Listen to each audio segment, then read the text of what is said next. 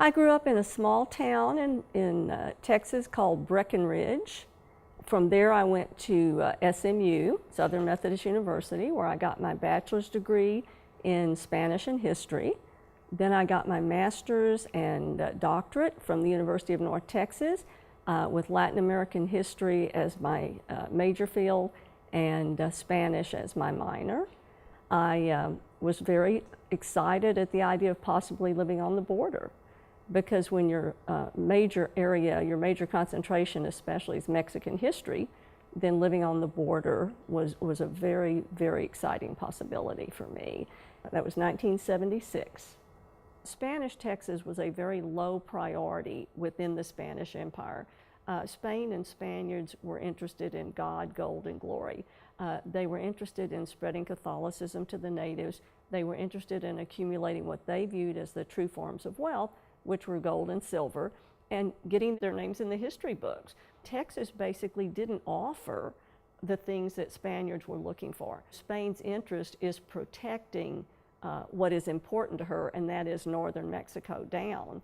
And so Texas' value is as a buffer, and Spain didn't consider it a priority, and it was more of a defensive borderland. Spanish Texas in general was a very neglected topic.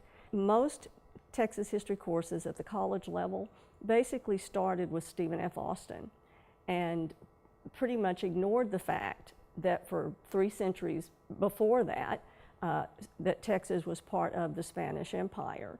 Not only was Spanish Texas as a general topic, as a broad topic, neglected, but certainly women within Spanish Texas was a very neglected topic.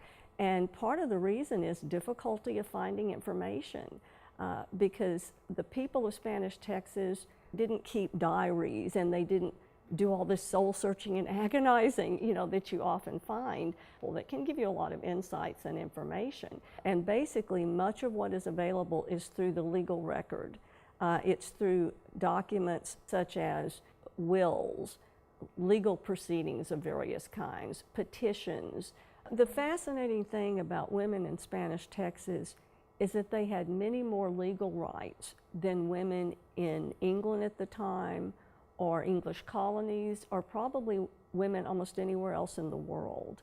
Spanish law provided major protections for women. Under Spanish law, a woman could own property, and even when she married, she still had ownership of her separate property, of any property that she brought into the marriage. Even more significant than that, I think, is the concept of community property is a Spanish legal concept.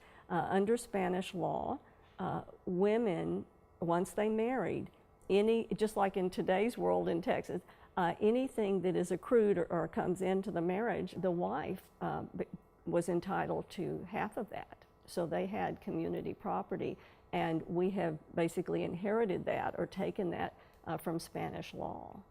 And they had the Bejar Archives on the UT campus in Austin, so I did a lot of my research there, although we now have, I'm happy to say, the Bejar Archives on microfilm here, because I wanted to make sure that we had that resource for our students.